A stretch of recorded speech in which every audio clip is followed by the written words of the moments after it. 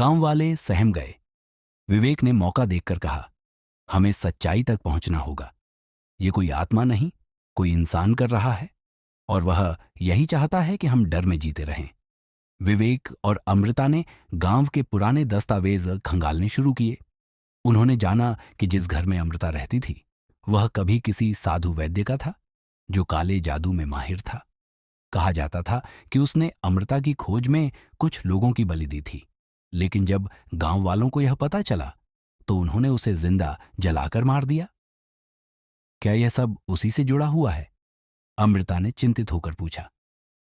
शायद कोई उसके अधूरे काम को पूरा करने की कोशिश कर रहा है, विवेक ने कहा। उस रात जब अमृता और विवेक गांव के एक पुराने कुएं के पास जांच कर रहे थे, उन्हें किसी के चलने की आवाज सुनाई दी। उन्होंने पीछे मुड़कर देखा।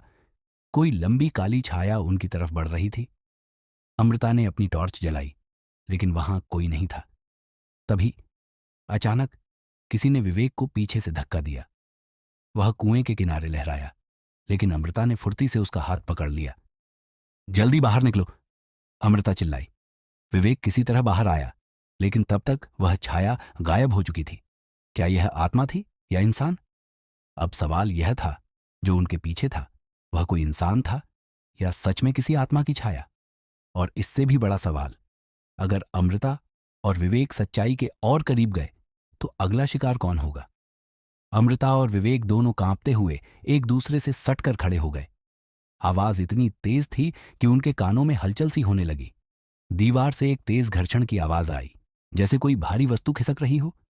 फिर अचानक कमरे की रोशनी धुंधली पड़ गई और हवा में अजीब सी गंध फैली, जैसे किसी मृत शरीर का सड़न। खुशबू नहीं, बल्कि घृणा से भरी एक गहरी गंध। यह सब क्या हो रहा है? विवेक ने भय से पूछा। उसकी आवाज में हल्की घबराहट थी।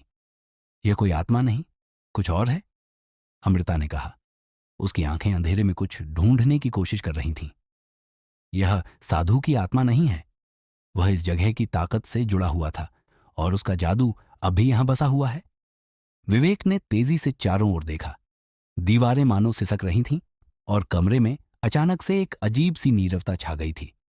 दोनों के बीच चुप्पी थी, जो अब और भी डरावनी लगने लगी थी। अचानक कमरे के बीच में एक अंधेरा साया उभरा, जो तेजी से उनकी ओर बढ़ने लगा। साया किसी इंसान का नहीं था। उसकी आकृति धुंधली थी, लेकिन उसकी आंखों में एक भयानक चमक थी, जो सीधे उनके दिल में समा रही थी। अमृता और विवेक दोनों पीछे हटते गए, लेकिन साया उनके पास पहुंच चुका था। तुम दोनों क्या चाहते हो? साया बोला। उसकी आवाज गहरी और डरावनी थी। क्या तुम सोचते हो कि तुम इस भूतपूर्व शक्ति को खत्म कर सकते हो?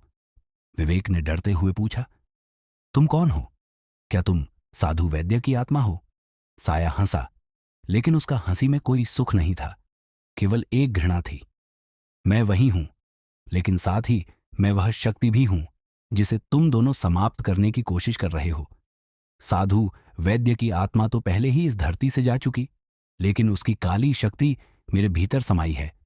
मैं वह ऊर्जा हूं जो गांव में बसी हुई है। अमृता ने आक्रोश में कहा। तुम्हें अब खत्म होना ही होगा। साया फिर हंसा। तुम क्या सोचते हो? तुम मुझे रोक सकते हो? और उसके बाद उसने दोनों की ओर अपना हाथ बढ़ाया। हाथ की उंगलियां जैसे किसी चुंबक की तरह खींच रही थीं। अमृता ने डर को नकारते हुए एक कदम आगे बढ़ाया। उसने अपनी जड़ी बूटियों से भरी थैली से कुछ सामग्री निकाली और अपने हाथों में फूंक मारी। यह एक ऐसा मंत्र था जिसे उसने कई सालों तक सीखा था। वह जानती थी कि यह उसके लिए एकमात्र मौका था। जैसे ही उसने मंत्र का उच्चारण किया, हवा में हलचल बढ़ गई और साया का रूप कुछ क्षणों के लिए मंद पड़ा। फिर अचानक वह जोर से चीखा। तुम नहीं जानती हो कि तुम क्या कर रही हो। लेकिन अमृता की आंखों में अब डर नहीं था, बल्कि एक दृढ़ संकल्प था। उसने एक बार फिर से मंत्र का उच्चारण किया और उसके बाद साया की आकृति धीरे धीरे धुंधली होने लगी। साया के शरीर से तेज सी आवाज आई, जैसे किसी गहरी धारा का पानी रिस रहा हो। फिर वह अचानक गायब हो गया और कमरे में फिर से सन्नाटा छा गया। क्या यह सब खत्म हो गया? विवेक ने शंका से पूछा। नहीं, अमृता ने कहा, यह सिर्फ एक शुरुआत थी। ये शक्ति यहां से गई नहीं है,